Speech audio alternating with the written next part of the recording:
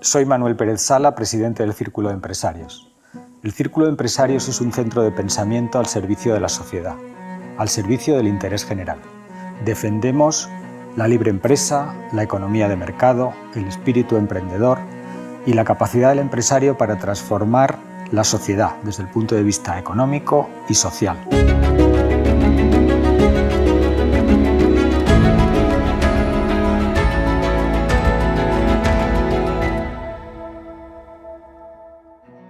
Es muy importante que en una democracia los graves problemas que aquejan a la sociedad sean discutidos en debates rigurosos, abiertos, transparentes. Y eso es lo que nos proponemos hoy, debatir con una persona economista y líder de opinión que nos pueda arrojar un poco de luz sobre estos grandes problemas. Muchas gracias, Juan Ramón, por acompañarnos en el día de hoy.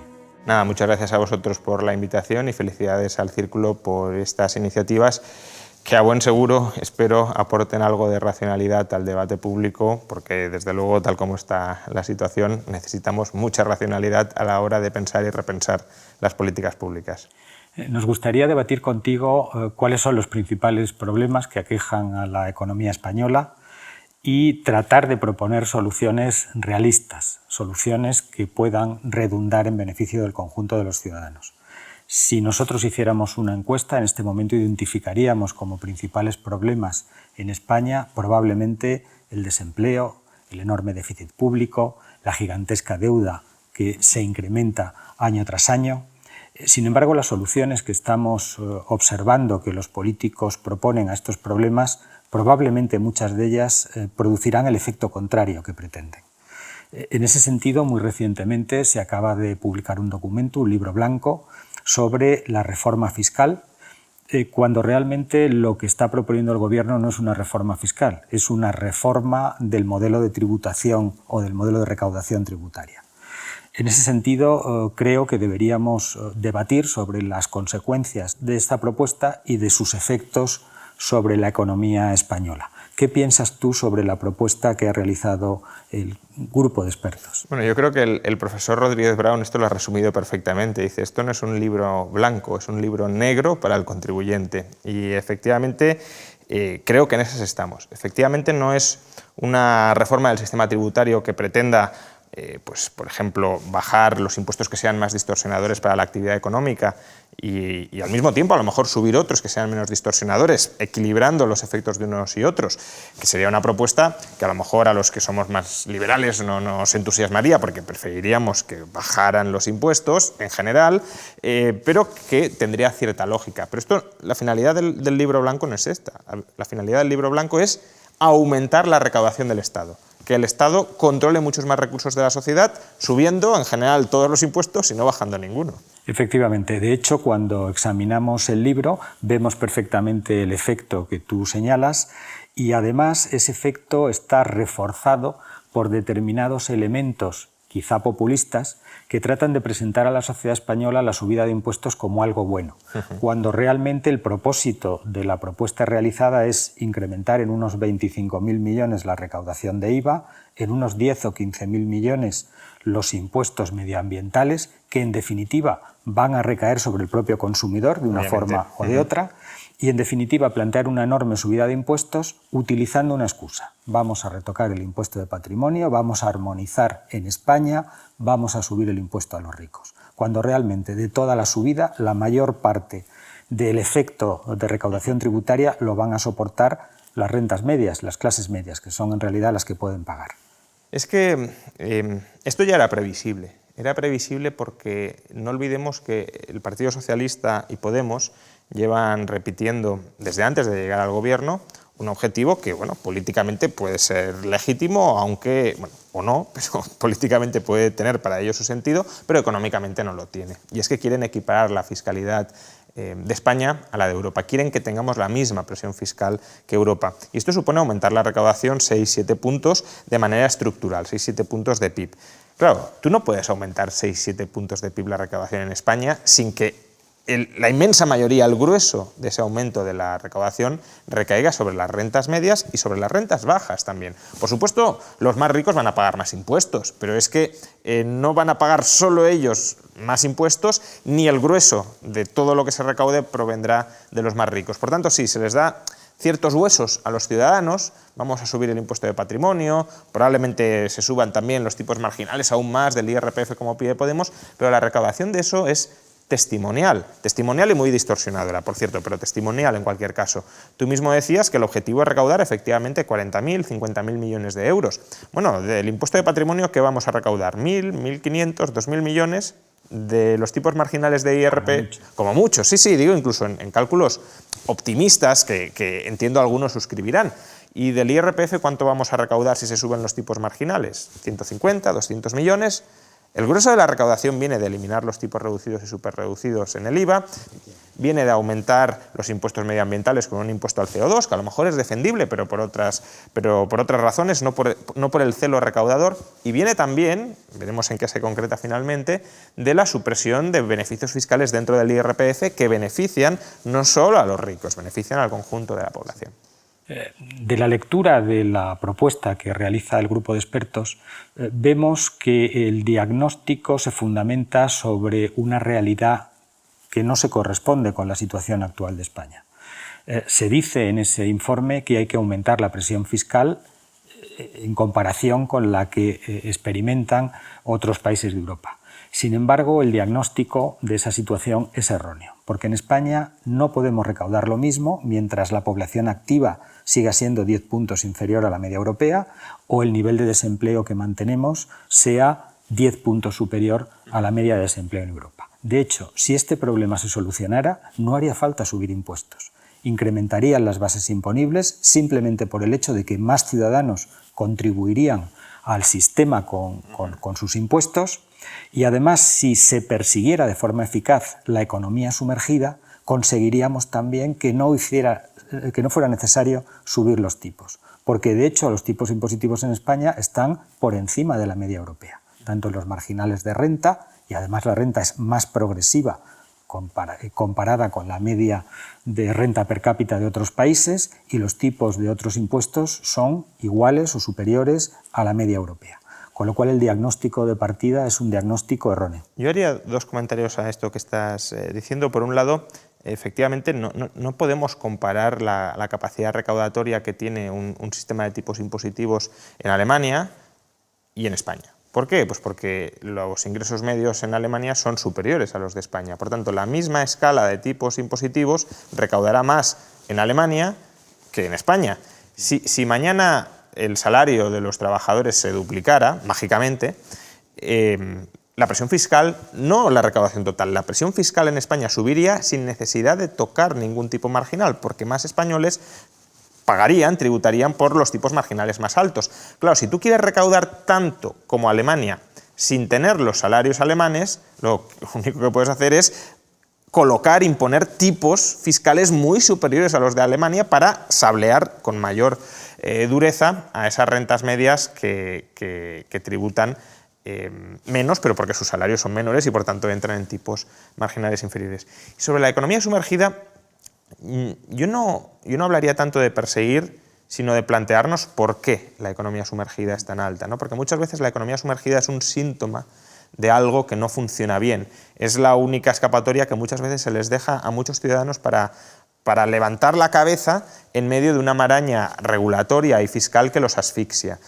En general, los ciudadanos no quieren estar en la informalidad, tienen muchas desventajas. Por supuesto, también tienen las ventajas de evitar la carga regulatoria, pero si el problema es la carga regulatoria, si el problema es la fiscalidad, la forma de emerger esa economía sumergida es facilitar la empresarialidad, la creación de empresas, la iniciativa de los autónomos, abaratar los costes fiscales, cotizaciones sociales, y todo eso, por supuesto, es implanteable, entre otras cosas porque tenemos un déficit público gigantesco y no se quiere recortar ese déficit público desde el lado de los gastos, pero hemos de colocar el mensaje de que ese es el camino, no perseguir al que ya está machacado por todos lados debido a la regulación y los impuestos. De hecho, algunas de las medidas que ha tomado el Gobierno recientemente, como la subida del salario mínimo, tiene como efecto secundario no deseado el incremento de la economía sumergida.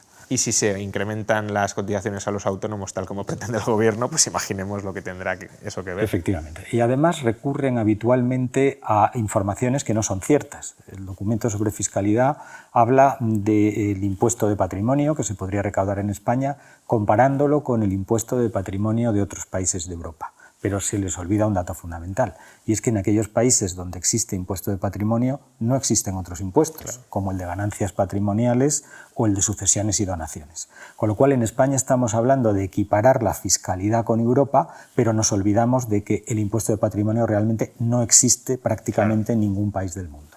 Y además tiene un efecto muy negativo contra el ahorro, y va a perjudicar fundamentalmente a las clases medias que no tienen posibilidad de ubicarse geográficamente en otro sitio.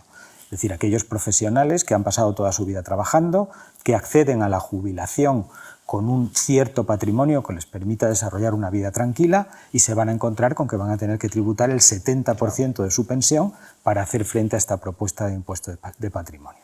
En definitiva, nos encontramos con información sesgada, no muchas veces transparente para el ciudadano y sobre todo falsa porque distrae el centro de la recaudación sobre impuestos que aparentemente afectan a un grupo muy reducido de personas, cuando realmente el grueso de los impuestos, vía incremento del IVA e incremento de la recaudación sobre impuestos medioambientales, va a afectar a la mayor parte de los contribuyentes. Además es información muy ideologizada, porque cabría hacer un argumento, elaborar un argumento para defender la subida del impuesto de patrimonio. Algunos economistas lo hacen y creo que es un argumento pues, que tiene su razón de ser, o que podría tenerla. Subamos el impuesto de patrimonio y bajemos los tipos marginales más altos en el IRPF. ¿Qué se conseguiría con esto? Dicen algunos economistas. Pues la riqueza que ya has acumulado la penalizas, pero facilitas la creación de nueva riqueza, no gravando tanto los salarios más altos. Es decir, empujas a la gente a generar riqueza activamente en el mercado y no a vivir de rentas pasivas. Bueno, yo creo que eso es un argumento que se puede debatir, pero es un argumento que no está sesgado ideológicamente en el sentido de recaudar de todas partes muchísimo más. Aquí no se está planteando, pues subimos el impuesto de patrimonio, subimos sucesiones, impuestos a la riqueza, a lo que en el siglo XIX llamaríamos las manos muertas, para facilitar la creación de riqueza de las manos vivas, de los empresarios, de los jóvenes que se lanzan a crear una empresa, que todavía no han acumulado y que están generando y que por tanto no se les sustraiga tanto de lo que están generando y lo puedan reinvertir. Otra cuestión es para qué van a reinvertirse y luego cuando acumulen se lo van a quitar. Pero al menos eso tendría cierta coherencia interna, pero aquí la única coherencia interna que existe es vamos a sacar de todas partes de donde se pueda. Los impuestos. Claro, efectivamente. El argumento que dices técnicamente es correcto, nosotros no lo apoyamos porque entendemos que penaliza fundamentalmente al ahorro y la inversión y consideramos que hay otras vías para conseguir los objetivos de recaudación que no sea penalizar al empresario, la empresa familiar, la creación de riqueza y, en definitiva, también a todo ese conjunto de la sociedad de edad avanzada. Recordemos que en España cada vez los españoles somos más viejos y, como consecuencia, penalizaríamos el ahorro de esos colectivos. Sí, yo no digo que sea la propuesta que haya que aplicar, pero al menos si uno se empeña en subir patrimonio, incluso por cuestiones extraeconómicas, esa propuesta tendría cierta lógica, tendría cierto sentido, tendría cierta dirección económica. Pues eso, penalizamos la riqueza acumulada y facilitamos la nueva creación de riqueza. Pero es que este tipo de coherencia interna que podría defender a alguien socialdemócrata con dos dedos de frente está ausente en el discurso público, en el libro blanco, porque, como decimos, la única finalidad de esto es justificar una subida masiva de impuestos sobre la población, sobre el conjunto de la población española. Efectivamente. Y además esta subida de impuestos se observa en todas las propuestas que hace el Gobierno para solucionar los grandes problemas en España. Por ejemplo, con relación a las pensiones, en lugar de realizar una propuesta valiente y distinta, la solución relativamente fácil es subir las cotizaciones sociales. En un país que tiene probablemente las cotizaciones sociales más altas de Europa, al menos las cotizaciones sociales empresariales. Sin duda. Unas cotizaciones sociales altas perjudican la creación de empleo y perjudican la creación de riqueza en el contexto de las empresas.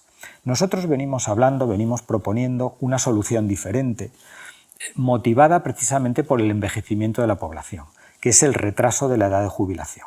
El retraso de la edad de jubilación, si lo hacemos con transparencia y con capacidad de decisión que concedamos al ciudadano, nos permite, sin subir las cotizaciones sociales, paliar en buena medida el problema.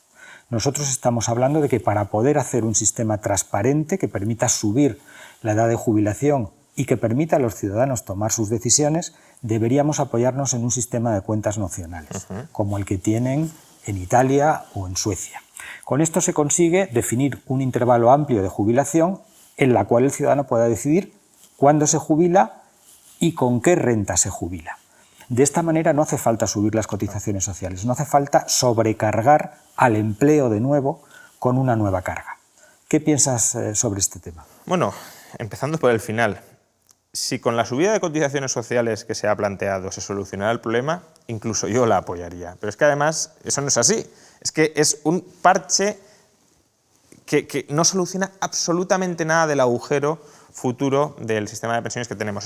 Es una distracción, otra distracción para no acometer las reformas de fondo. Porque claro, ya digo, si con la subida que se ha planteado consiguiéramos equilibrar a largo plazo el sistema de pensiones, que no se alargue la edad de jubilación, que no se recorte ninguna pensión, pues hombre, digamos, es un pequeño sacrificio para el gran beneficio que obtendremos. Pero sabemos que no es así, el Gobierno lo sabe, de hecho en esa propuesta básicamente lo que se dice es si en el año 2032 el déficit subsiste y va a subsistir, ahí habrá que recortar las pensiones y si tras recortar las pensiones el déficit subsiste, habrá que volver a subir las cotizaciones y aún así no se va a solucionar el problema de las pensiones. Sí, yo creo que lo que planteas de alargar la edad de jubilación pero dejando a las personas que tomen la decisión de alargarla es fundamental.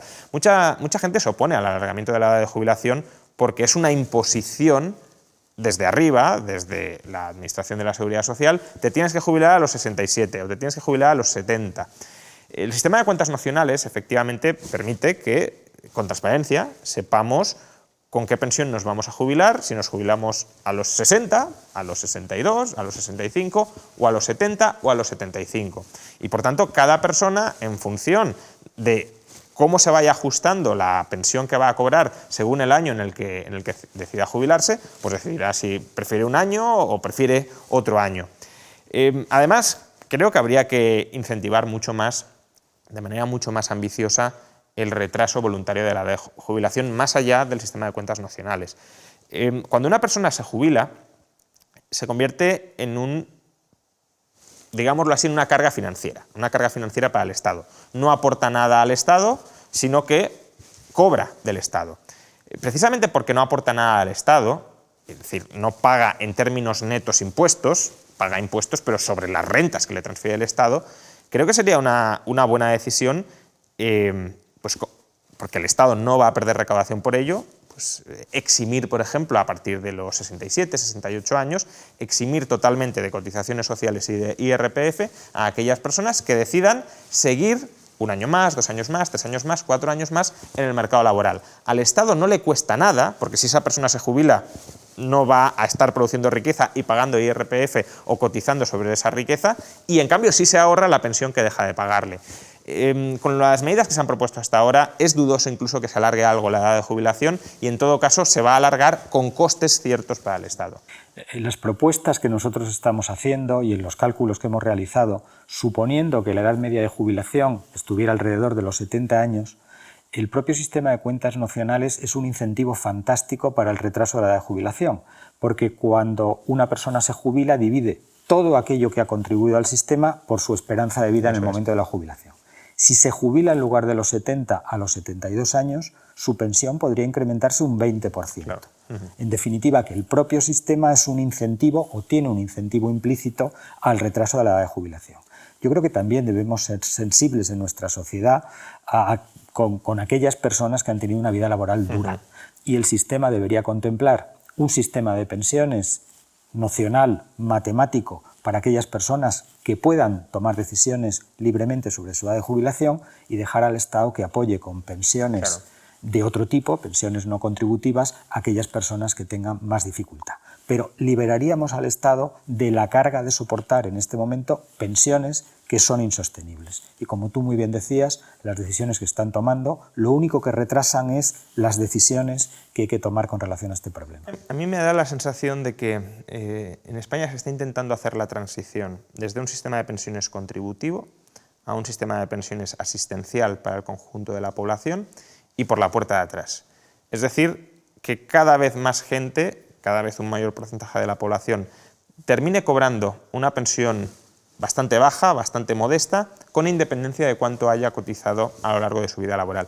Porque lo que comentas de pensiones asistenciales para aquellas personas que no hayan podido cotizar lo suficiente o complementos a mínimos para esas pensiones, pues tiene su sentido, tiene su razón de ser. En Europa tenemos muchos casos similares, por ejemplo, en Dinamarca, país, por cierto, donde no existen cotizaciones sociales, en Dinamarca el conjunto de la población percibe una pensión mínima asistencial. Pero claro, esa pensión mínima asistencial no permite mantener el nivel de vida que podría tener una persona que recibiera un salario alto. Si esa persona quiere mantener un salario alto cuando se jubile, tiene que ahorrar complementariamente a la pensión mínima. Pero el Estado no se hace cargo de todo. El Estado no pretende que la pensión que pague sustituya todas las rentas diferidas que va a tener una persona en el futuro.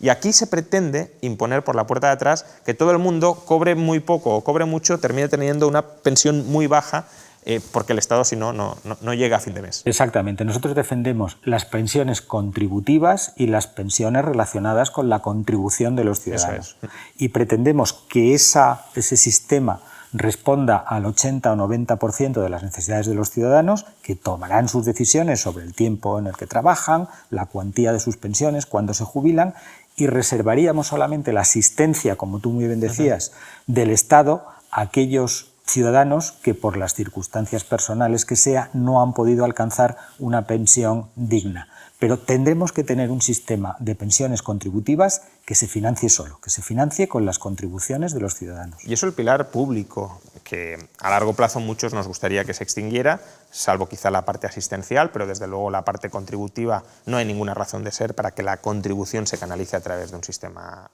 necesariamente público. Precisamente si lo que estoy contribuyendo es parte del ahorro que estoy generando, ¿por qué me tienen que limitar las opciones de inversión o de reinversión de ese ahorro a lo que en definitiva es deuda pública? Porque un sistema contributivo es inversión personal obligatoria en un tipo de deuda pública que además ni siquiera es transmisible en los mercados y demás. Pero bueno, entendemos, o al menos yo entiendo, que a corto plazo esa sustitución del pilar público por un pilar de capitalización es muy complicada por la demografía. A largo plazo es distinto, pero a corto plazo es complicado. Ahora, eso no quita que el pilar público necesariamente deba complementarse por, llamémoslo así, un pilar privado de ahorro personal de cada ciudadano. Y para eso hacen falta dos cosas que este gobierno, tampoco los anteriores, pero estamos hablando del gobierno que nos ocupa, no está haciendo. Por un lado, decirles la verdad a los ciudadanos, que estos se formen adecuadas expectativas sobre cuál va a ser su pensión en el futuro. Ahí el sistema de cuentas nacionales ayudaría mucho, porque transparenta efectivamente la pensión futura, y luego facilidades fiscales para el ahorro. Pero es que estamos, lo que comentábamos antes, estamos yendo en la dirección contraria. No facilitar el ahorro, sino penalizar el ahorro. Efectivamente. Y estamos yendo en la dirección contraria no solo en este tema, sino en otros muchos. Por ejemplo, la reciente reforma del mercado laboral es una reforma que a nuestro juicio va a provocar los efectos contrarios que se persiguen. Los dos grandes problemas del mercado laboral español son el desempleo y la temporalidad. La solución propuesta a la temporalidad es una solución que consiste en prohibir la temporalidad y como consecuencia provocará los efectos contrarios. Mayor precariedad laboral y como consecuencia, aunque los números se disminuyan o los números se reduzcan, el efecto no será el deseado. Pero además, como no se aborda de forma contundente el problema del desempleo, porque realmente en esta reforma laboral el desempleo no se trata, nos encontraremos con que el desempleo, que es el pilar fundamental que necesita nuestra sociedad para arreglar otros muchos problemas, hablábamos del déficit público, es decir, de la recaudación, hablábamos de las propias pensiones, si no se arregla el desempleo no podremos solucionar los problemas estructurales de la economía española. Nosotros pensamos que para solucionar el desempleo hay que hacer un cambio importante en el modelo de rescisión de contratos laborales. simplificar los contratos laborales, simplificar el sistema de indemnizaciones, aportar a ese sistema de indemnizaciones una garantía para el trabajador, que podría ser, por ejemplo, la mochila austríaca, lo cual le permite ahorrar una parte de su indemnización y utilizarla o no si no la necesita. En definitiva, es un cambio relativamente drástico en el modelo de relaciones laborales, con el propósito de que nos acerquemos a la media europea. Las indemnizaciones por despido en la mayor parte de países de Europa son mucho más reducidas y eso lo que provoca es un gran dinamismo del mercado laboral. ¿Qué tendríamos que hacer para solucionar estos problemas del mercado laboral y cómo valoras la propuesta, o en este caso la reforma que ha llevado a cabo el Gobierno? Lo primero es que efectivamente si solucionamos el problema del mercado laboral se solucionan muchas cosas. Si tuviéramos pleno empleo, por ejemplo, no tendríamos déficit público. El Gobierno confía en solucionar el problema de las pensiones, bueno, medio solucionarlo, ni siquiera solucionarlo enteramente, con pleno empleo. Con lo cual, si no llegamos a pleno empleo, el problema será todavía mayor de lo que los propios cálculos del Gobierno indican. Es crucial solventar ese problema y además solventarlo con empleo de calidad, porque tampoco sirve solucionar el problema del desempleo, tener pleno empleo con mucha precariedad, que es lo que estaba sucediendo en España. Pero claro, ¿por qué en España teníamos tanta precariedad? Pues porque como tenemos un modelo de relaciones laborales muy rígido, que dificulta mucho la creación de empleo, la única solución que se les ocurrió, en este caso al Partido Socialista en la década de los 80, fue vamos a permitir que se genere algo de empleo con la temporalidad. En lugar de plantearte cuáles son las causas de fondo que llevan a que estructuralmente tengamos una tasa de paro más alta que el resto de Europa, esas causas de fondo no se quieren tocar, porque supongo que habría que pisar muchos callos de derechos consolidados y de privilegios sindicales, pues vamos a generar una válvula de escape en forma de temporalidad, lo cual también es devastador tanto para el trabajador como para la empresa, porque no se consolida una relación laboral a largo plazo que permita aumentar la productividad, los beneficios de la empresa y el salario del trabajador. La propuesta que hacéis creo que es una propuesta que tiene mucho sentido, la propuesta de, por un lado, simplificar y rebajar ex ante el coste del despido y, por otro, dotar continuamente el coste del despido por parte del trabajador en un fondo que beneficie al trabajador. De tal manera que el empresario, si quiere prescindir de un trabajador, pueda hacerlo sin asumir en ese momento un coste extraordinario, porque ya se habrá ido periodificando ese coste a lo largo de toda la relación laboral y por tanto no habrá un sesgo a despedir a los últimos entrantes que hayan devengado una indemnización más baja, y también permitiendo al trabajador que si quiere cambiar de empresa pueda hacerlo sin perder derechos acumulados, que es que ese es sobre todo para determinados niveles profesionales, es un drama muy importante, es decir, es una dificultad muy importante. Imaginemos una persona con un nivel de cualificación alto que tenga una posición bastante buena dentro de una empresa y que le llegue una oferta de otra empresa que a lo mejor le sale mal, porque en una empresa ya tiene su lugar y se le quiere contratar en otra, a lo mejor con más salario y más rango, pero no sabe si va a encajar, si va a funcionar, incluso puede ser una empresa que esté empezando y que por tanto la propia empresa desaparezca. ¿Cómo te vas a ir de la empresa grande con el puesto que tienes consolidado? A lo mejor estás estancado, pero eso lo tienes ya garantizado, un sueldo más o menos digno. ¿Cómo te vas a ir a otra jugándotela? Ya no a que pierdas el empleo si quiebra la empresa o si te despiden en unos meses, sino que te irías con una mano delante y otra detrás porque no se te traspasa esa indemnización que habías devengado. Porque nuestro mercado laboral es muy rígido, es decir, no habilita ninguna forma que permita a los trabajadores ni la movilidad ni la conservación de sus propios derechos. Además, tenemos un problema que no acabamos de solucionar, que es la falta de capacitación de los jóvenes para el empleo. Y es un problema donde deberíamos hacer un gran pacto nacional. La sociedad española ofrece, con su sistema educativo, educación, pero no ofrece capacitación. Tenemos personas educadas, pero no capacitadas para tener un puesto de trabajo. Creemos que tenemos que hacer un esfuerzo muy importante en formación profesional dual y también en formación universitaria dual, porque la clave de un empleo de calidad es la capacitación para el empleo. Si no, tendremos muchas personas demandando trabajos de baja cualificación, en definitiva mal remunerados, porque no tendrán la formación necesaria para realizar trabajos que evidentemente en el mercado se cotizan mejor porque están más cualificados. Entonces, en nuestra opinión, deberíamos hacer un enorme esfuerzo, toda la sociedad española, por mejorar la capacitación para el empleo. Todos deberíamos asumir una reforma del mercado laboral simplificando las relaciones y mejorando en flexibilidad. Lo que hemos observado con esta reforma es que realmente no es una reforma, es una pequeña contrarreforma. Es una contrarreforma en la cual los agentes sociales vuelven a recuperar una parte del poder que habían perdido, aumentando la inflexibilidad de las relaciones entre empresario y trabajador, que ya no pueden tomar, al menos en salarios, sus decisiones libremente, sino que las tienen que someter a las decisiones que negocien unos agentes sociales que a veces no los representan. Y en definitiva lo que hacemos es perder flexibilidad y muy probablemente las decisiones que se han tomado con aumento de costes laborales significarán un aumento del desempleo o una menor tasa de crecimiento en el ritmo de creación de empleo. En definitiva, las decisiones que tomamos van en contra de los intereses de la sociedad española. Sí, yo estoy de acuerdo en que es una pequeña contrarreforma, al menos en relación con las expectativas contrarreformistas que se habían generado. Es decir, podría haber sido mucho peor, pero desde luego las decisiones que se han tomado no van en la buena dirección. Empeoramos, pero no empeoramos afortunadamente tanto como podríamos haber esperado en un principio.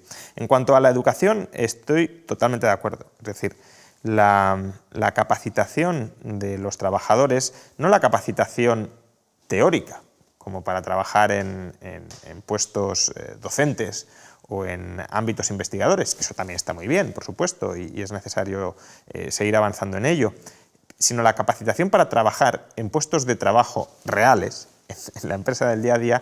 Eso creo que todo el mundo es consciente que no lo proporciona el sistema educativo a día de hoy. La cuestión es cuál ha de ser el pacto educativo nacional.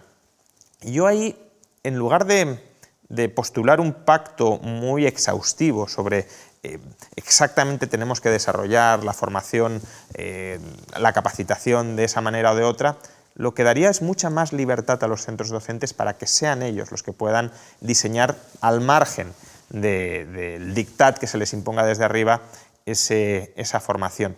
Porque actualmente el problema no es tanto que las universidades o los centros de formación profesional tengan una visión cerril, una visión alejada de la realidad sobre cómo deben orientar sus grados o sus cursos a los alumnos. El problema es que, aunque quieran ofrecer algo distinto, y muchas universidades públicas y sobre todo privadas les encantaría poder ofrecerlo, porque qué mejor que ofrecer un grado en el que te capacitan de verdad para obtener un empleo altamente remunerado, aunque tú quieras ofrecer eso, no puedes hacerlo. La legislación te lo impide. La legislación te encorseta y te enfoca y te dirige a ofrecer un producto que no se puede diferenciar en nada del producto que ofrecen otras universidades u otros centros de formación profesional. Y eso es lo que creo que hay que cambiar. Libertad en cada centro docente público o privado para autoorganizar el producto que le quiere ofrecer al consumidor, al cliente, al estudiante, y competencia entre ellos para que aquellos que sean mejores triunfen y los otros pues se queden desplazados y tengan que emular a los mejores. En que es el mercado el que debe dirigir precisamente la formación y la orientación de los jóvenes. Y en ese sentido es fundamental establecer mecanismos de colaboración público-privada.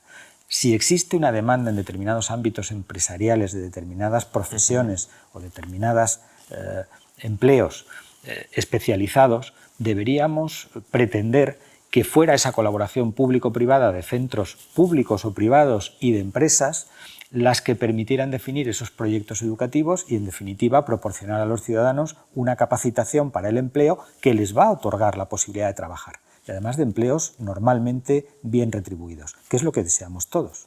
Evidentemente, quiero decir, la universidad no sabe lo que se cuece dentro de las empresas, porque la universidad es un centro de organización de recursos, una empresa, si es una universidad privada, pero no es la empresa en la que van a tener que trabajar los estudiantes. Entonces, es clave que las empresas en las que van a tener que trabajar los estudiantes concreten, especifiquen y cooperen con las empresas o los centros organizativos que están formando a los estudiantes para terminar ocupando esas plazas de trabajo. Porque si hay una desconexión entre ambos mundos, esa desconexión se va a materializar, por un lado, en una pérdida absoluta de tiempo durante la etapa formativa del estudiante, 4 años, por ejemplo, perdidos en la universidad si luego no hay posgrados, y luego la necesidad de que las empresas luego vuelvan a hacer desde cero prácticamente la labor de reciclaje y de formación específica para el puesto, que es algo que ya debería haberse hecho antes. Efectivamente, el mundo laboral cambia a tal velocidad que incluso los programas académicos deberían estar elaborados conjuntamente por centros de formación y por empresas, porque muy probablemente nuestros estudiantes hoy están estudiando algo que no va a ser de utilidad en su carrera profesional, o incluso aquello de lo que van a trabajar ni siquiera hoy de forma reglada se puede estudiar en ningún sitio. También nos gustaría que esa colaboración público-privada, que es absolutamente imprescindible, impregnara otras áreas de la sociedad, por ejemplo en el sector sanitario, donde entendemos que esa colaboración, que está funcionando relativamente bien en algunas comunidades, debería ser el modelo a imitar. En definitiva, esa colaboración público-privada proporciona a los ciudadanos el mejor servicio, de la mejor calidad y al coste más eficiente. Siempre que no haya, y este es otro tema que hay que tratar y hay que abordar, siempre que no haya corrupción política de por medio, que ese es un potencial problema muy grande que también aqueja a la política española, a la política europea en general, pero más a unos países que a otros, y por tanto también necesitamos de instituciones externas al propio Estado que se encarguen de fiscalizar esa actividad política para que efectivamente cuando se establece colaboración público-privada sea una colaboración en beneficio del ciudadano y no en beneficio ni de la empresa que a lo mejor haya llegado ahí, no sabemos muy bien cómo, y del político que establece ese nexo. La empresa, por supuesto, que puede mejorar mucho la eficiencia de los procesos sanitarios que actualmente existen, por ejemplo, en la sanidad pública. ¿Por qué? Porque esos procesos están anquilosados y la empresa tiene una flexibilidad que la administración, por su propia estructura, naturaleza y funcionamiento interna, no puede tener. Y, por tanto, la innovación organizativa solo la puede desarrollar la empresa privada y por eso es clave la colaboración. Pero tiene que ser una colaboración en beneficio del ciudadano y no en beneficio de aquellos que están manejando esos hilos. El clientelismo político. Efectivamente. Y estamos totalmente de acuerdo. Y volvemos a un tema que es absolutamente esencial, que es la calidad y la independencia de nuestras instituciones. Una democracia consolidada, una democracia fuerte, es una democracia que debe estar basada en la solidez de sus instituciones y además en su independencia. Esa independencia debe garantizar que la propia estructura del Estado está al servicio del ciudadano y no del político o de los intereses cortoplacistas de determinados grupos o agentes sociales. Y en ese sentido estamos viviendo un progresivo deterioro de la calidad institucional y conviene, creo, que insistamos en la idea de que para que la sociedad, para que nuestra democracia liberal pueda mantenerse vigente y pueda mantener sus valores, las instituciones son esenciales. Y la independencia de esas instituciones es absolutamente fundamental. Es que sin eso nada de todo lo que hemos dicho antes va a funcionar.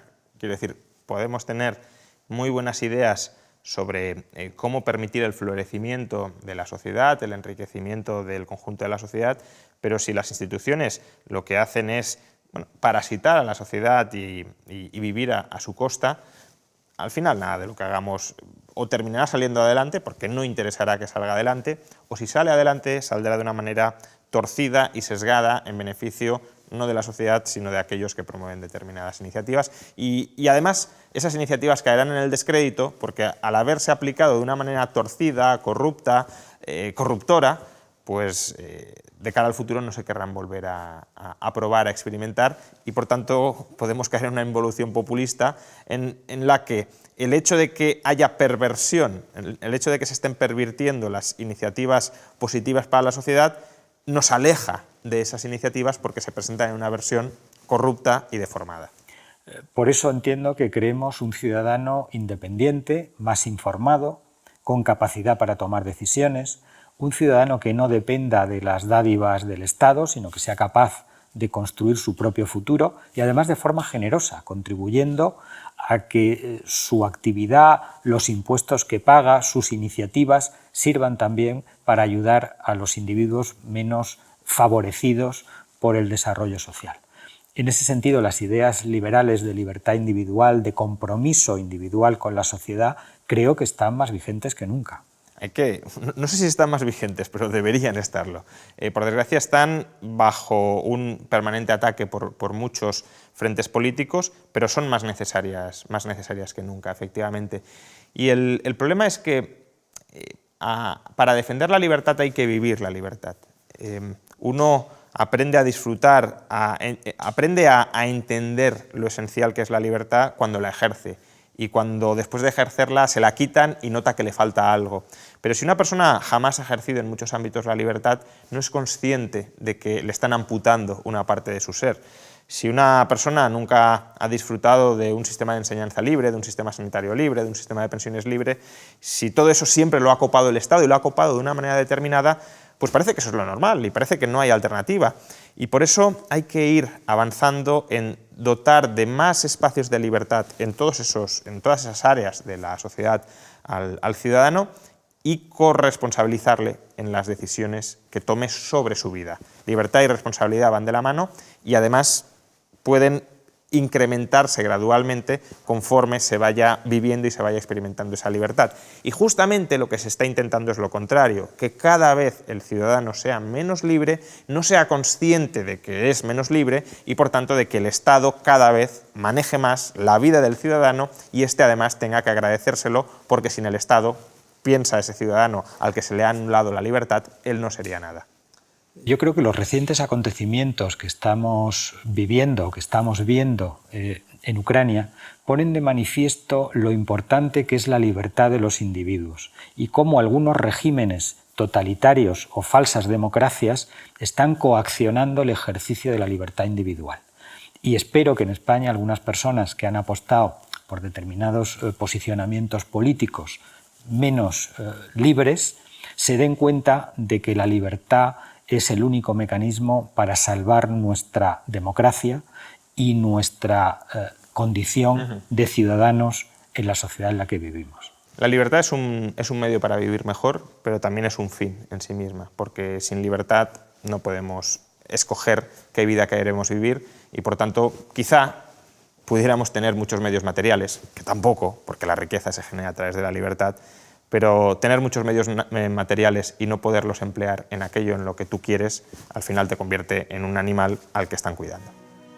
Pues Juan Ramón, muchísimas gracias, ha sido un debate interesantísimo y espero que las personas que nos escuchan encuentren en todas estas reflexiones al menos un indicio o un elemento para desarrollar sus reflexiones personales. Muchas gracias. Nada, muchísimas gracias, Manuel, y como ya dije, felicidades por estas iniciativas. Muchas gracias.